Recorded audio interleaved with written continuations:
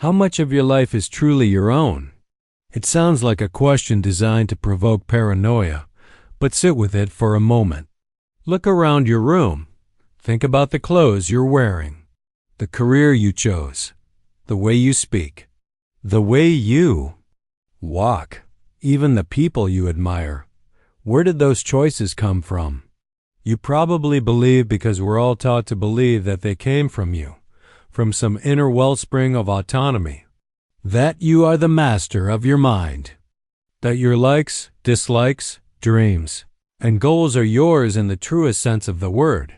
But what if that's the biggest illusion of all? Not in a sci-fi simulation theory kind of way, but in the far more dangerous real-world way. A way that's silent, subtle, and absolutely everywhere. You see, influence doesn't need to shout to be powerful. It only needs to feel like your own voice. Let's rewind to a seemingly innocent moment in your life. You walk into a store. Music is playing. Lighting is soft. There's a smell in the air you can't name, but it makes you feel comfortable. You're not looking for anything, but you leave with something. A product you now believe you need. Did you choose that? Or were you guided? You're scrolling through your phone late at night.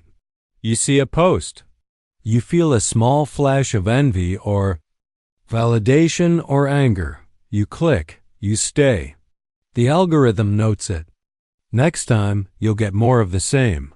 Not because it's true, but because it keeps you scrolling, keeps you engaged. Is that influence? Or is it control wearing the mask of relevance? Now think bigger, beyond the screen, beyond the marketplace. Think politics. Think war. Think about culture. Think love. Have you ever fallen for someone because they were good for you or because their traits matched what movies, music, or your childhood told you to value? Have you ever supported a cause because you deeply believed in it or because everyone else around you believed in it first? Here's the uncomfortable truth. Most influence never feels like influence. It hides in the frameworks we inherit, in the narratives we absorb, in the identities we perform. It's not forced on us. It's filtered through us until it sounds like something we came up with on our own, and that's what makes it so dangerous. Influence doesn't need to manipulate you. It just needs to pre-write the menu of what you're allowed to want. Then it lets you pick. This isn't new. In fact, it's ancient. Long before algorithms, branding, or political spin, there existed a blueprint. A system for shaping thought, perception, and belief. A method so old, so elegantly constructed, that we still use it today whether we realize it or not. It was designed not in a boardroom or military base, but in the quiet mind of a philosopher. A man who saw that persuasion wasn't just a tool, it was the foundation of civilization. You've heard of him, but you probably never realized how much of your life he's already shaped. In the next 27 minutes, we won't just explore the modern mechanics of influence. We'll trace them back to their roots. We'll follow the fingerprints of persuasion from ancient Athens to digital platforms. From the birth of rhetoric to the age of algorithmic manipulation. This is not a conspiracy theory. This is the anatomy of influence. And once you see it, really see it, you'll never be able to unsee it again, because influence doesn't need your permission. It only needs your attention, and you've already given it. Long before influence became a billion-dollar industry, before brands, billboards, algorithms, or political campaign managers, there was a man sitting in the dust of ancient Athens, quietly drawing the first map of the human mind, not with machines, not with data, but with language. His name was Aristotle. To many, he's remembered as a philosopher, a student of Plato, a teacher of Alexander the Great. But that's the schoolbook version, clean, distant, academic. What few realize is that Aristotle wasn't just interested in wisdom for its own sake. He was obsessed with something more practical, more dangerous. He wanted to understand how people are moved, not in theory, But in practice, how does one human being cause another to believe, to feel, to act? How can an invisible force, mere words, turn strangers into allies, crowds into mobs, ideas into revolutions? He studied it like a scientist studies disease. And what he discovered would become one of the most powerful blueprints in human history. Ethos. Pathos, logos, 3 words, but they would shape centuries of influence. Ethos, credibility, the trustworthiness of the speaker, the image they project. Are they seen as virtuous, competent, authoritative? Pathos, emotion, the manipulation of feeling, joy, fear, pride, shame. Pull the right thread, and people will follow you anywhere. Logos, logic, structure, argument, facts, and reasoning, arranged like bricks in a wall to make belief seem inevitable. Together, these 3 weren't just techniques. They were tools of power, the architecture of persuasion. Aristotle called it rhetoric. But what he really mapped was control. In ancient Athens, this wasn't academic, it was survival. Athens was a democracy, yes, but one built on performance. Public speaking could win you votes, trials, or wars. Your ability to persuade determined your fate, and so rhetoric became a weapon. Politicians used ethos to project virtue regardless of who they were behind closed doors. Generals used pathos to rally soldiers into impossible battles. Teachers used logos to shape the beliefs of generations. It was never about the truth. It was about the effect. Aristotle saw that. He wasn't naive about human nature. He understood. That influence was not about appealing to what is true, but to what feels true. That people don't follow reason, they follow trust, emotion, identity. They follow stories. This insight didn't die with him. It metastasized. Rome took it up. The Republic turned rhetoric into empire. Caesar used it to legitimize conquest. The Senate used it to silence opposition. Later, the Church used it to claim moral monopoly. Sermons were built on ethos, divine authority, on pathos, fear of damnation, on logos, structured doctrine, and layered logic. And in each era, rhetoric evolved. In the Enlightenment, it became the language of revolution. The American founders, the French philosophers, the pamphleteers, they didn't invent their speeches. They borrowed from Aristotle. In the 20th century, it became industrialized. Propaganda departments, advertising agencies, political consultants. Their job was no longer to simply persuade, but to manufacture consent, to build narratives so immersive people wouldn't realize they were being guided. Ethos became brand identity. Politicians hired handlers to craft their image to seem strong, likable, honest, even when they weren't. Pathos became mass emotion. Television, cinema, music, these didn't just entertain. They programmed feelings. They framed what you should care about, what you should fear, what you should hate. And logos? It became weaponized logic, think tanks, policy papers, strategic talking points, carefully constructed data sets, cherry-picked to create the illusion of objectivity. This wasn't random. It was methodical, systematic. And at the root of it all still was Aristotle's triad. His framework wasn't evil, but it was neutral. And in the wrong hands, neutrality becomes a mask, a way to cloak manipulation in the language of reason. Is the part history doesn't teach. We like to imagine that power is exercised through force, through laws, through visible institutions. But more often, power is exercised through the shaping of belief. Influence becomes power when it becomes invisible. And that's exactly what happened. Rhetoric stopped being a conscious tool and became a subconscious environment. We no longer recognize it as persuasion. We simply call it culture. Think about that. When persuasion becomes the air you breathe, you stop noticing you're being persuaded, And when you stop noticing, you stop resisting. That's the tragedy of Aristotle's insight. It was meant to illuminate how influence works, but in the centuries that followed, it became the foundation of how people are controlled. Controlled not through chains, but through stories, not through oppression, but through suggestion, not through force, but through familiarity. The blueprint was never lost. It just changed its skin, and now, in the age of social media, behavioral data, and algorithmic targeting, we're no longer just persuaded, we're predicted. But before we go there, we need to understand what's happening in our minds, because the next evolution of this blueprint doesn't operate in the public square. It operates in your psychology. It uses your own instincts against you, and it doesn't ask for your permission.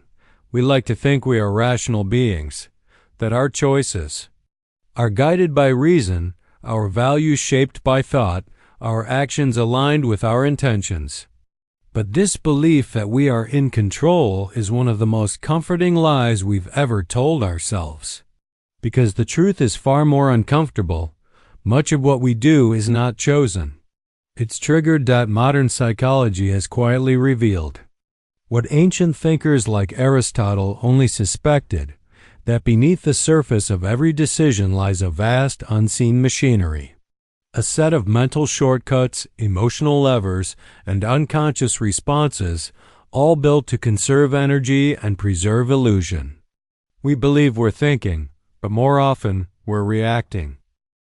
Take priming, for instance. The idea that exposure to one stimulus subtly influences how we respond to another. Studies have shown that if you see words related to aging, wrinkle, retire, Florida, you'll walk more slowly afterward, without realizing why. If you're shown the color red before a test, your performance might decline.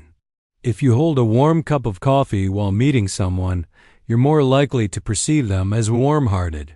These seem like tricks, but they aren't. They're not hacks. They're not errors in the system. They are the system. Or consider social proof, the subtle but overwhelming force that tells us what's normal, acceptable, desirable. When we see a post with thousands of likes, we assume it has value. When a crowd moves in one direction, we follow.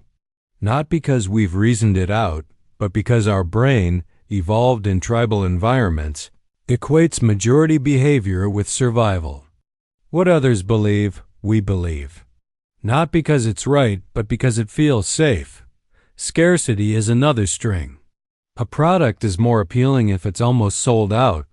An opportunity seems urgent if it's about to expire.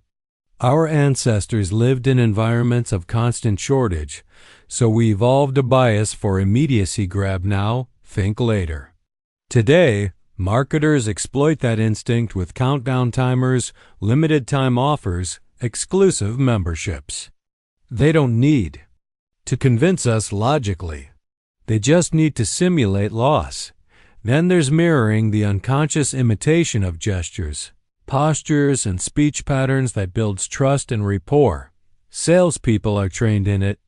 Politicians do it naturally. Even psychopaths use it to disarm their victims. It creates a false sense of connection. You feel understood. But what you're really feeling is yourself reflected back at you. Each of these techniques, on its own, seems small, harmless, but combined, they form a web, a framework for influence that operates invisibly, predictably, relentlessly. They are the invisible strings, not held by some grand puppet master, but embedded into the very structure of how we perceive the world. And the most disturbing part? These tools are not new. They've been studied, refined, and operationalized for decades. Behavioral economists like Daniel Kahneman and Amos Tversky showed how our judgments are riddled with biases. Robert Cialdini mapped the principles of persuasion like a cartographer of the human psyche. Politicians, advertisers, intelligence agencies, they all paid attention. They learned that you don't have to force people to believe something. You just have to create the right conditions for them to believe it themselves. Influence is most effective when it hides inside your own reasoning. And so today, we live in a landscape designed for influence. The layout of your grocery store is calculated to steer you. The tone of your social media feed is tuned to provoke emotional highs and lows. News headlines are tested to maximize clicks, not accuracy. And most terrifying of all, algorithms track your micro-behaviors, how long you pause, what colors make you linger, which words spike your cortisol levels, and adjust content accordingly. Not just to sell, but to shape. Not just to entertain, but to guide. This isn't manipulation in the traditional sense. It's not a con artist whispering in your ear. It's ambient, ubiquitous. You don't see it. You live in it, and the illusion of choice, the belief that we are still the final authority on our thoughts, makes it all the more effective, because we're not just manipulated. We're conditioned to defend our manipulation. We say, "I chose this brand because it aligns with my values." But who gave you those values? We say, "I support this cause because it's right." But how did you come to know what's right? We say, "I believe this because I've thought deeply about it." But when did that thought first enter your mind? Who put it there?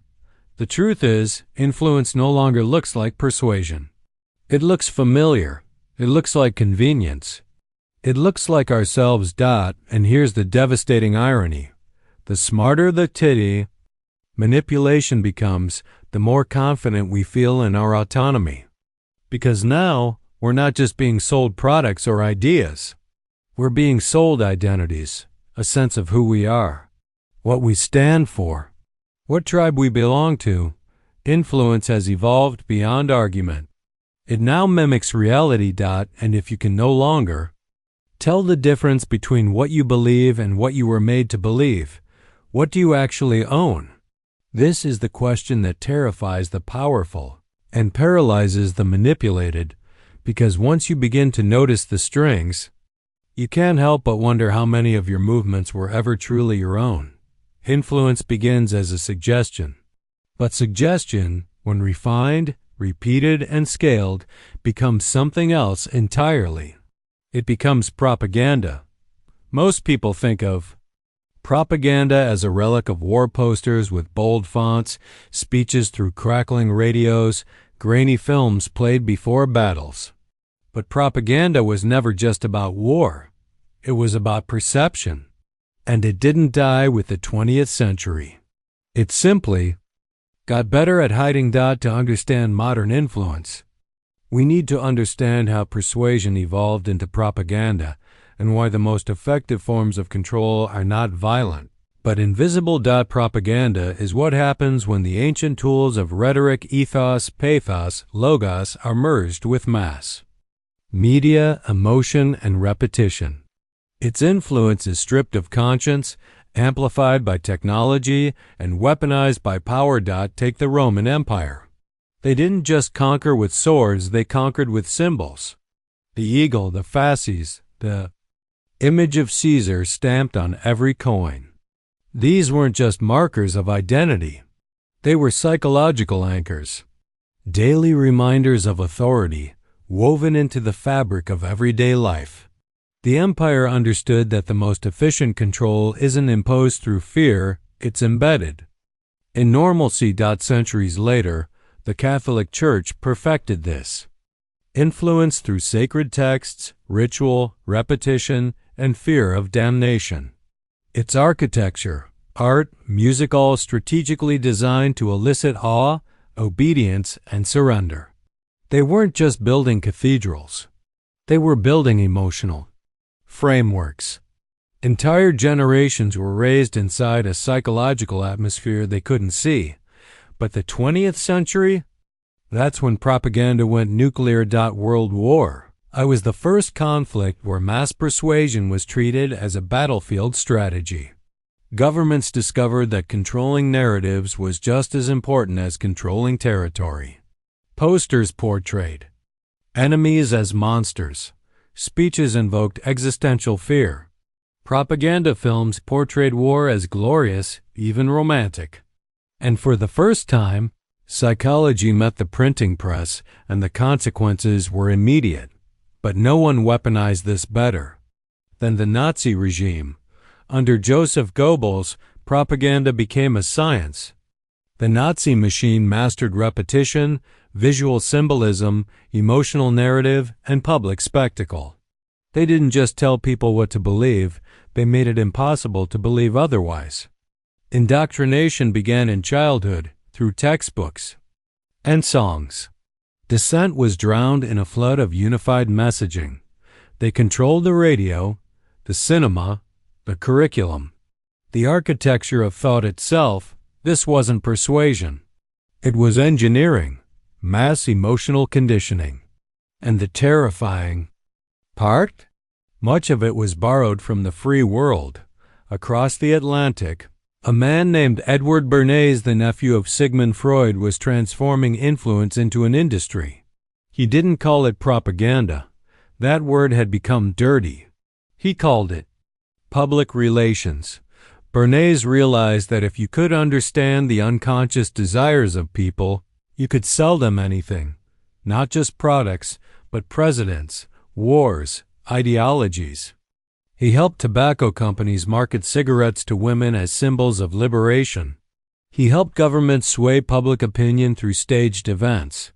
He believed that the masses were irrational and that manipulation was not just inevitable. It was necessary for order. This belief that people need to be guided, subtly, without their knowledge, became the cornerstone of modern marketing, politics, and media. Today, we don't think we live in an age of propaganda. That's because the propaganda we live under doesn't look like war posters or dictator speeches. It looks like a choice, like convenience, like branding. Modern propaganda doesn't tell you what to think, it tells you what to feel. It floods your nervous system with images, symbols, and patterns so frequently that your critical mind is bypassed. The result is a kind of emotional consensus. Everyone feels the same fear, the same outrage, the same pride. And because we all feel it together, we assume it must be real. Think about it. We live in a time when people believe they're thinking critically while absorbing algorithmically tailored news feeds. We mock propaganda from the past while being influenced by an infinitely more personalized, persuasive, and persistent version of it. The platforms that shape our daily experiences, Instagram, TikTok, YouTube, Twitter, are not neutral. They are emotional ecosystems. They prioritize content that provokes, polarizes, and persuades. Not because they're evil, but because that's what keeps us engaged. And influence thrives in engagement. Propaganda today isn't designed by the state. It's crowdsourced. Meme factories, viral outrage, manufactured consensus. It doesn't come from one voice, it comes from millions of amplified echoes, each nudging the public mood in a certain direction until that mood becomes the norm. And just like that, we no longer need a single powerful manipulator. The system manipulates itself. This is what Aristotle could never have foreseen. That his simple model, ethos, pathos, logos, would one day be fed into machines. That the ancient blueprint of persuasion would be scaled, optimized, and automated. That emotion would be quantified. And influence would be mapped in real time. What once required an orator with charisma now requires a machine with your data. And so, the question is no longer, am I being influenced? The answer to that is yes, always, constantly, the real question is, by whom? For what purpose? And do I even know it's happening? Because the moment influence becomes invisible, it stops feeling like influence. It starts to feel like the truth, and truth, when manufactured, becomes the most powerful weapon of all. If propaganda was once forged in the fires of war, it is now refined in the glow of screens. What began as speeches, symbols, and posters has evolved into something quieter, faster, and far more intimate. We don't just consume influence now, we carry it in our pockets, scroll it before bed, wake up to it in the morning. Influence has gone from public theater to personal algorithms, from mass messaging to hyper-targeted manipulation. And it all feels normal. We live in the most connected age in human history, and yet few realize that these connections are designed not to liberate, but to guide, to sort, to shape, influence. Today is no longer about charisma or speechcraft. It is mathematical, predictive. It is built on behavioral data and coded into recommendation engines. And while the ancient blueprint, ethos, pathos, logos still drives persuasion, it has been digitized, quantified, and monetized by systems that don't just influence you, they anticipate you. Let's start with ethos, the appeal to credibility. In the modern world, this isn't just about public figures or polished resumes. It's about followers, engagement, blue check marks. The appearance of authority is now granted not by knowledge or virtue, but by visibility. Influence is no longer earned, it's performed. And once credibility is outsourced to metrics, it can be engineered. Anyone can look trustworthy. With the right lighting, edits, and algorithmic push, anyone can become a voice of reason, regardless of whether they know what they're talking about. Next comes pathos emotion. It's the fuel of the internet. Rage travels faster than reason. Outrage outperforms nuance. Sadness, fear, desire, these are not side effects of online experience. They are its foundation. Social platforms are not built to inform. They are built to provoke. Their algorithms are trained on emotional volatility, not truth. They learn what makes you angry, what makes you insecure, what makes you click, and then they show you more of it. Not because it's good for you, but because it keeps you engaged. Think of how a single video carefully edited, emotionally charged can spark mass protests. How a tweet can tank a stock. How a viral story, even if false, can reshape public perception before the truth catches up. Pathos is no longer part of influence. It is its engine. And logos, the logical appeal, has not vanished. But it has changed form. In the digital age, logos are data, graphs, infographics, TED Talks, screenshots of studies. But logic, too, can be distorted. We now live in an era of selective logic, where facts are cherry-picked, statistics are stripped of context, and narratives are constructed with just enough truth to make the lie invisible. And all of this ethos. Pathos, logos is now curated by algorithms. Invisible, unaccountable systems trained not to inform or enlighten, but to maximize attention and add revenue. These systems don't care about morality. They care about metrics. And what gets measured gets manipulated. Here's where it gets even more disturbing. The more data you give the system, the better it becomes at influencing you in ways you don't even notice. Every click, pause, swipe, like, and share becomes a signal, a fragment of your digital psyche. Over time, the system learns how to sell to you, how to scare you, how to comfort you, how to move you. Not broadly, but personally, we are now living inside a feedback loop of influence, where your behavior feeds the algorithm and the algorithm feeds your behavior. Your digital environment is tailored to reinforce your existing beliefs, trigger your most sensitive emotions, and slowly reshape how you see the world. Not through deception, but through repetition. And repetition, as every propagandist knows, is how belief is born. But here's the paradox. The more manipulated we are, the more autonomous we feel. Because the modern system doesn't force you to do anything. It offers endlessly. It nudges. It seduces. It makes you feel like everything is your choice, your feed, your truth. Your tribe. We say we're informed, but we're being curated. We say we're individuals, but we're being profiled. We say we're free, but we're being guided. Modern influence is not a message, it's an atmosphere. And you don't escape an atmosphere by turning off your phone. Because even if you unplug, the social reality built by billions of other users still surrounds you. Even silence becomes a signal in the system. Even inaction is data. And the most dangerous part? We've begun to internalize the system. We shape ourselves to fit its logic. We tailor our lives for visibility, craft our opinions for approval, filter our beliefs through trends. We begin to see ourselves not as full, complex humans, but as brands, as content, as products in an attention economy where relevance is currency and nuance is a liability. This is the final evolution of influence, when it no longer needs to be imposed, when it becomes self-sustaining, when we no longer need to be watched because we watch ourselves. You may think this is dystopian, that it sounds too dark, too cynical, but look around. Influence is now frictionless. It flows beneath awareness, not because of some grand conspiracy, but because of incentives. Platforms make money from attention. Attention is driven by emotion. Emotion is easy to manipulate. And we humans are easy to predict.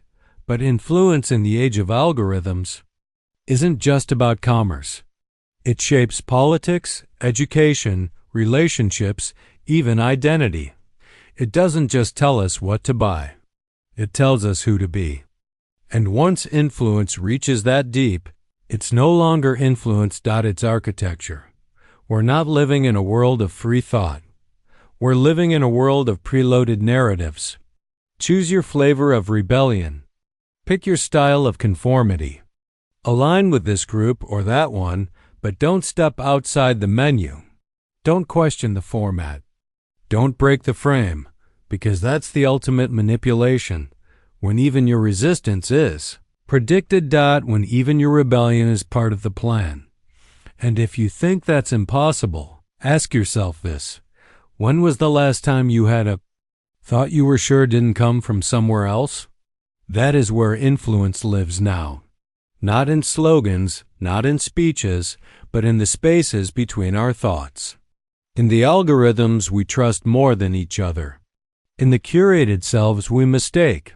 For identity. The blueprint hasn't changed, but the medium has. And in this new arena, the most effective influencers are not leaders, or thinkers, or prophets. They're machines. At some point, influence no longer needs to come from the outside.